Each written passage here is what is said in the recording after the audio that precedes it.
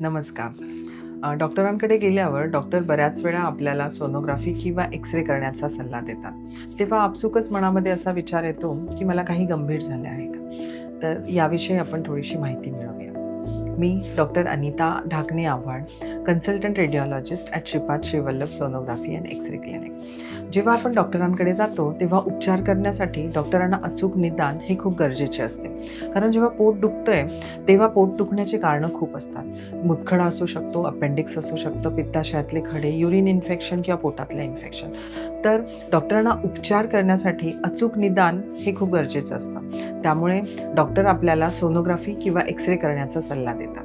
त्यामुळे जर डॉक्टरांनी सोनोग्राफी किंवा एक्स-रे करण्याचा सल्ला दिला असेल, तर घाबरून जाऊ नका. हे तुमच्या अचूक उपचाराच्या दिशेने उचललेलं पहिलं पाऊल आहे. धन्यवाद. श्रीपाद श्रीवल्लभ सोनोग्राफी व एक्स-रे क्लिनिकला अवश्य भेट द्या.